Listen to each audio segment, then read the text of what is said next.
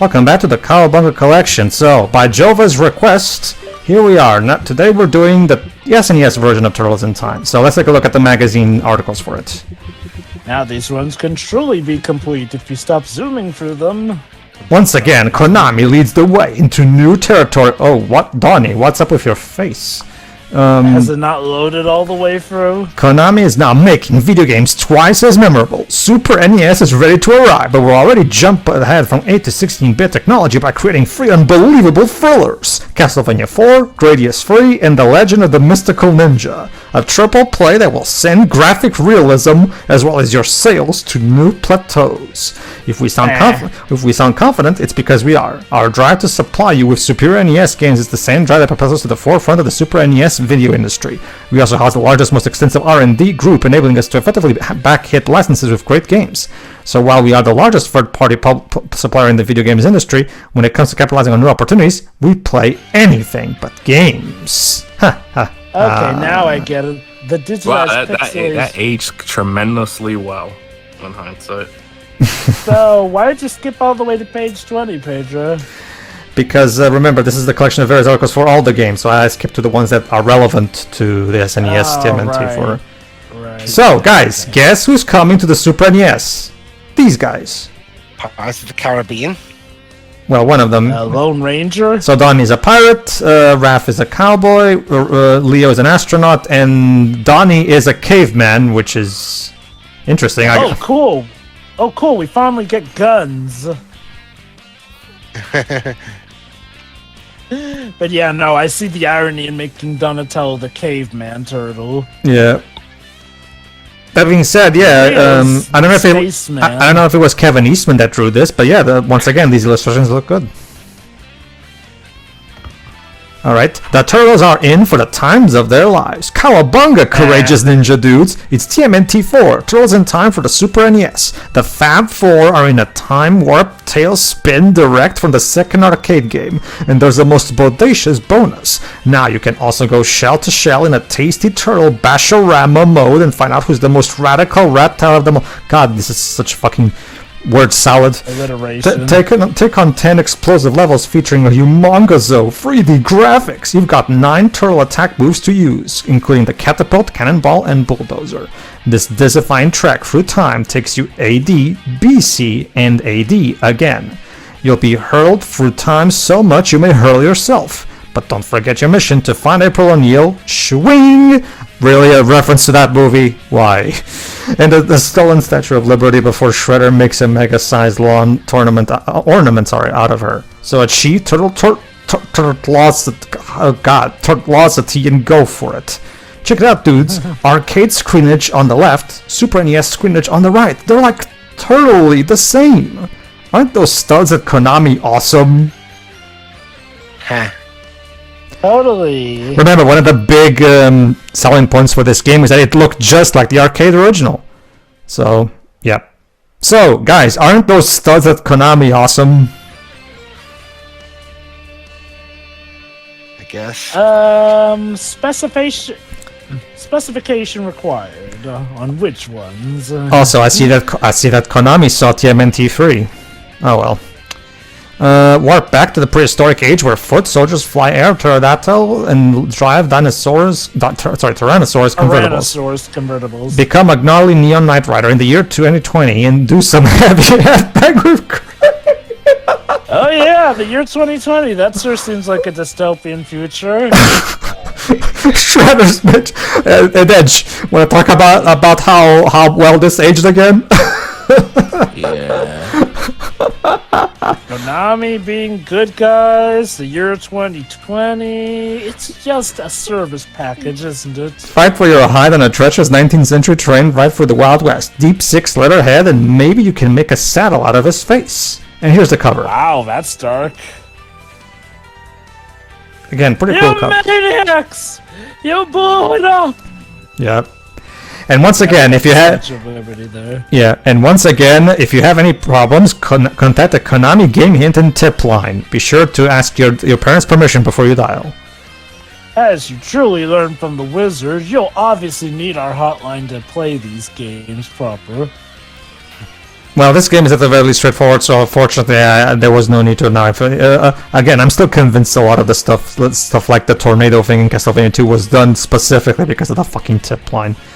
Anyway, okay, so here we have Wrath beating the shit out of Leo. So Okay. business as usual. Here's the cup. New for you. Okay. Again, this is such awesome cover art. Also, take a look at Michelangelo's grin. Jesus, Yeah. dude. Oh, and here's the PAL version. It's in German, so I can't read that shit. Kennen Sie mir aus Shredders großen Wolle Sidestreits? Direkt von den zweiten Spielhallen hilft nonstop zu in nach Haus. Das ist Cola. Oh, and look at that, guys. There's also. Wait. You can Das speak ist German? Cola best high species. So, the ever-villainous Shredder has sent one of his evil androids to steal the Statue of Liberty again. The Turtles have to defeat Shredder and rescue Lady Liberty from his evil clutches in 6 huge levels of arcade action. As they attempt to put an end to Shredder, he knocks everyone into an activated Matrix translocation beam, sending everyone hurtling back for time. Can the Turtles defeat the host of historic hooligans as they fight their way back to 1992 to the final showdown with Shredder? I think you guys missed. Question mark. Yeah, I think you guys missed the question mark at the end of that. If by the way, if I butchered any word of German there, I am sorry. And there you go. Everyone just- Buy all these other games from Konami. What was that, Deji? I'm surprised that you can speak German. I'm pretty sure Duez was just swinging it. Yeah, I was just winging it. Alright. You admittedly I did think sound like you were at least Oh, hold on. getting the Hold on, hit there. Konami. Mega video game fun. There you go, guys. That's what Konami's is. Mega video game fun. Turtles Spear a la Zeeten. And yes, this was a symbol that was always in the thing whenever you got a Game Boy game back in the day. It was an original Game Boy pack. And here we go. Here's the Japanese magazine article. Again, using the cartoon. In the original, the Japanese title is just TMNT Turtles in Time, no 4. His numbers are evil. I guess. It's the Mega Drive version of this in the game. The Mega Drive version. There's no Mega Drive version of Turtles in Time, though. Oh, didn't they? There's Or a- did they just like Hyperstone Heist? That's what. I Yeah, meant. Hyperstone Heist. Yeah, it is. We saw it when we did that game. So yeah, once again, keeping up with the theme. Unlike the Western marketing, the Japanese marketing focused a lot more on the 80s cartoon designs rather than Kevin Eastman's designs. Also, there's a commercial for another game that I don't know what it is, but whatever, it's not relevant. Let's take a look at the box. Alright, baby. Let's have a look at you. I'm sure they have a filter where you can filter out which game box art you want. They do, but it takes a while to get those filters on for each individual thing that I'm doing, so... Anyway, Let's see. Back to the Future Free reference. for Shredder's Terror Tour Through Time, direct from the second arcade hit, non-stop to your house, no tokens required. It's Konami's hottest turtle game of all time. Well, was it ever? Well, technically it still is, because Turtles in Time is the best TMNT game they've made, in my opinion. Although, to be fair, I have yet to put the 2003 trilogy, so I guess I'll see how that is when I get to it. Shredder's got some time to kill. Get it? 3 billion years of high-tech turtle terror. Sunday evening, you're sitting around the sewer watching your main reporter, April O'Neil, do a live remote from the Statue of Liberty. A live remote? Then it happens. Yep. A humongous flying android screams out of the sky and rips Lady Liberty from her foundation, sending hundreds of freaked-out tourists into the harbor below. No way, cries Raphael. Way, replies Donatello. Well, and the crazy quantum chase is on. Journey through 10 levels of enormous arcade graphics? The largest and craziest talking turtles ever, with eons of bodacious battlegrounds from prehistoric to futuristic galaxies. To prepare for the toughest shredheads you've ever seen, try the Versus mode, a turtle-on-turtle combat arena that finally proves who's the mightiest mutant of all. We already have tournament fighters for that, guys.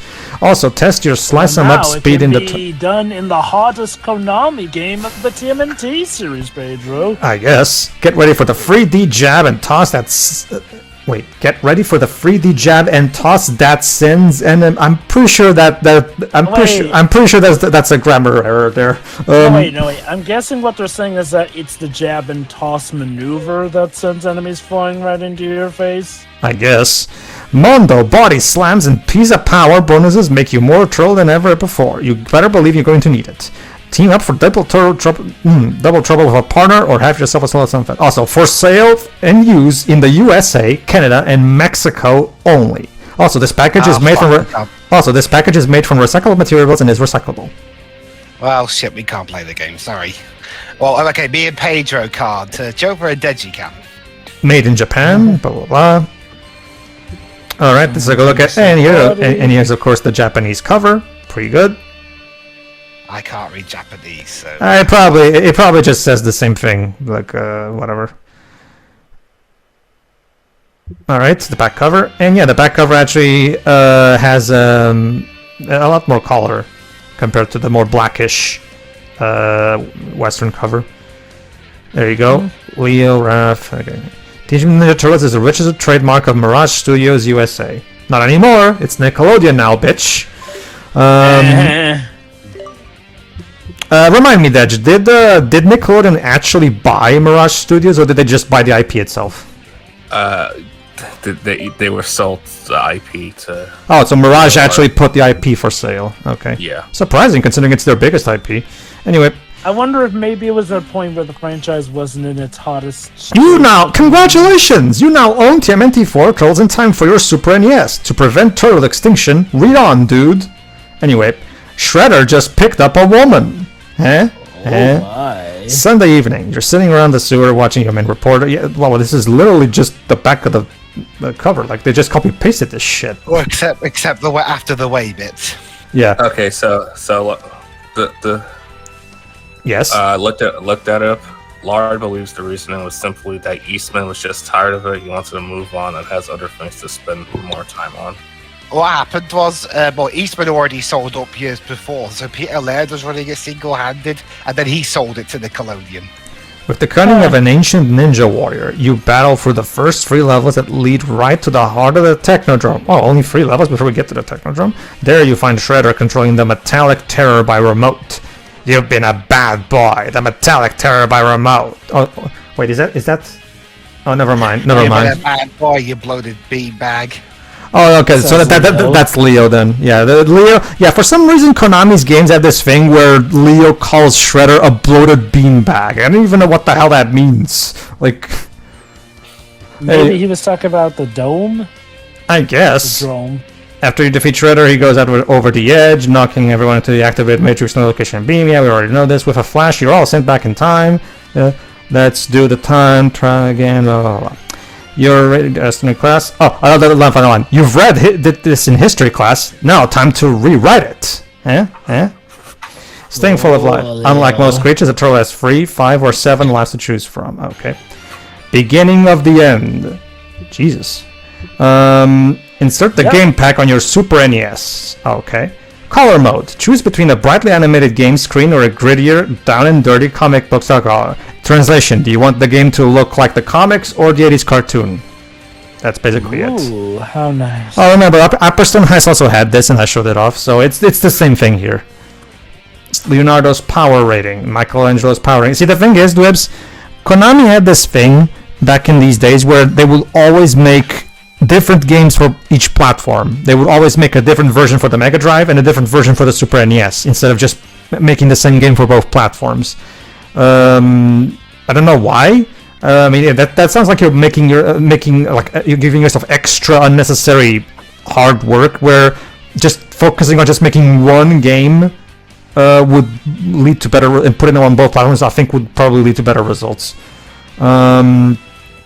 Yeah, and here's the enemy lineup: the Chunky Cheese Pizza Monster, the Rat, Roadkill Rodney, Mauser, Baxter Stockman, Slash, Toka, Krang's Exoskeleton, Super Shredder, Rocket. Oh, thanks for spoiling Super Shredder, guys. It's a lot of things that these sort of manuals did back in the day, was show you all the enemies you'd be facing off against. Mm-hmm. Oh, Slash is in here. Yeah, Slash is. There's also Toka. What? No Razor though? Okay. And that's the manual. The turtles is an distinctive likeness thereof, resistant trademarks, blah, blah, blah, blah. Let's take a look at the Japanese, which once again is way more colorful and appealing to the eye. Look at that. Nice colors, huh? I guess overseas manuals wanted to save on potential costs of color printing. Probably, yeah. And look at that, we even have a little bit with the moves, like in the manual versus mode, the character lineup. There you go. Oh, and look at that, they even incorporate some sprites of the characters. That's nice. Probably. And here you go, the enemy lineup as well. This is actually the same sprites from, so that's... Oh, there's Razor. Okay. Alright, moving on. And that, ladies and gentlemen, was the printed material. So let's get into the game itself. Here it is. TMNT 4, Turtles in Time, which in Japan is known as Teenage Mutant Ninja Turtles, Turtles in Time. Like we already saw. And Japan had another game called Turtles in Time. Indeed. Alright, so we'll go with extra lives. No button dash. No need for a button dash. Alright.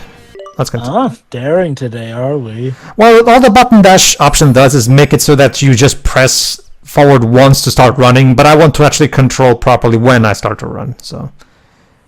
Oh, look at that. Huh? How's that jump to the Super NES compared to TMNT 3, huh? Ooh. Donatello, SNES Michelangelo, remix. Raphael, seizure-inducing turtles. Hope you could read the descriptions of them each. Yeah, one thing that I kind of wish. I mean, don't worry, we will get an instrumental version of Pizza Power in the credits. So Pizza Power was not removed from the game. I kind of missed the original vocal version that we hear in the arcade version, but at the very least, yes, we do have Pizza Power in this game. Don't worry. Okay, so color mode, animation. Alright, so we'll go with 10 lives, player dash auto, back attack. Okay, that sounds good. And yes, sir, it's still called Teenage Mutant Hero Turtles 4, Turtles in Time round here. Exactly. Figures. So look at the strategy guide. So, the original release date in Japan was July 24, 2002, and it was in August 1982 for America. The arcade sequel comes home to the Super Nintendo. Exclusive new levels and bosses make this the ultimate two-player version of the Turtles' voyage through time and space. Okay, then. Yeah. Alright, let's take a look at some turtle tips before we start, then. Okay, so for stage select, you pick a stage, any stage. Before you start a new game, jump into the enhancements menu. There you can choose to begin your game on any stage you want. There's an actual proper code of button select. I don't think it's the Konami code. I think it's a different code to do it. But the color select is just activated from the game. Time for a deep cut. Enter the options menu. Pick the staff song in the sound quest. Press B, then press Y to hear a unique tune. We're gonna do that in a moment. For now, let's just get for the turtle tips. 10 lives. Looking for more turtle power? Hit the enhancements menu before you start a new game and turn on the extra lives setting. Now enter the in-game options menu and you'll be able to choose to start with 10 lives in reserve. Now go forth and kick some butt. Alright. What's on? Alright, turtle tip number 4. Take out Shredder's tank. Can hit Shredder with normal attacks when it is in the tank. Do the catapult move by attacking an enemy, moving in close and pressing attack again while they're stunned. You'll fling those foot right into Shredder's dumb face. On hard mode, all the foot soldiers have shields, so you'll have to stun them with a dashing bulldozer attack before you can fling them, which is something that Shredder's Revenge also brought back.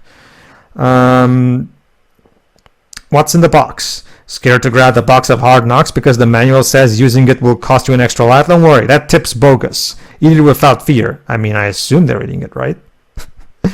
So there you go, guys. That's another thing. The manual says that those bomb thingies are dangerous, but they're not, which is why Digital Eclipse bothered to tell us this in the strategy guide. I don't know what the fuck the people who made the manual were thinking. Mikey's music. I can't stop thinking about the horse. She's so beautiful, but you cannot pet her. We tried. Sorry. Mikey, what are you alright to do with that horse? Okay, Dwebs. Well, okay, Dej. What's worse, him having a crush on April or having a crush on a horse? I mean, look, April is hot. Well, yeah, no done. Water is wet. The rain falls from the sky. The sky is blue. Space has no air in it. Anyway, let's do what they did. Okay, let's find the staff track. And You're Lacey from Superman 4. where's staff? So where were you going with that, Dedge? No, because it's like, look, it's better than Donnie having a crush on April. Oh god, I have no idea why later iterations made that a thing. I know why, but it's like that was a huge part of Donnie's character in that show, and it was annoying. Alright, so yeah, if you do that little bit, we get to hear a special track, which is an instrumental version of Pizza Power. Cool. Where's the giving Donatello the red overlay there? Mm-hmm. Because purple doesn't work on the Super Nintendo or something? I don't know. Well, technically it's not really red, it's more like a purplish red. Yeah, And they gave Rolf Mikey's color, and they gave Leonardo Donatello's actual color, and then Mikey gets a shade of yellow, so I guess that's close enough to his actual color. Mm-hmm. But yeah, so Dad, Go ahead, what's your Drova. final answer? Oh. The horse This is just April not human. O'Neil reporting. Alright, Dej, go ahead. Ha ha ha ha. Hey, Shredder! Bring that statue back, you bloated beanbag. I really get... Exactly what the instruction manual said happens. Alright. Big Apple, 3 a.m. I wonder who we will face. Also, wait a moment, Mike. Alright, so... Alright, so we've played Turtles in Time before, so you already know how this goes. And again, like, by this point, Konami had perfected the the TMNT beat-em-up formula. So everything that you expect is already here. And yeah, one of the primary selling points of this game was that unlike all the previous TMNT games, this game was an arcade port that actually looked just like the arcade and played just as well.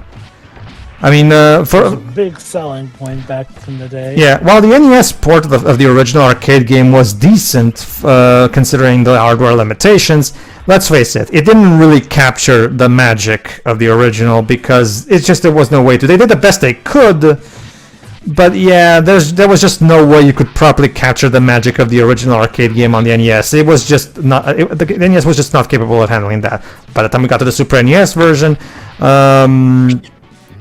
they thought, okay, now we can properly make a good port that works just as well. The one major sacrifice, however, is that Pizza Power doesn't have its lyrics, which bums me out really well, but whatever. And you can only play up to 2 players, so the 4-player multiplayer of the arcade version is removed as well. If I remember I actually forgot. Like, if I remember correctly, the Super Nintendo did have an accessory that allowed for 4-player multiplayer games, but I don't know if it was out already by 1992. That being said, yeah. Then again, most people didn't have that accessory anyway, so I guess I can understand.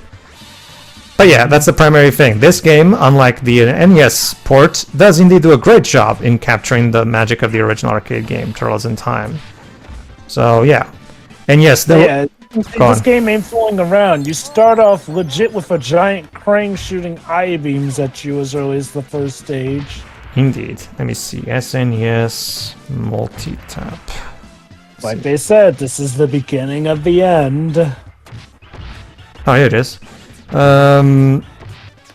The Super Nintendo actually had several multi-taps. The first one being Hudson Soft's Super Multi-Tap, which was released in 1993 and featured 4 controller ports. Okay, so 1993, a year after this game came out. So the game came out too early to support the multi-tap.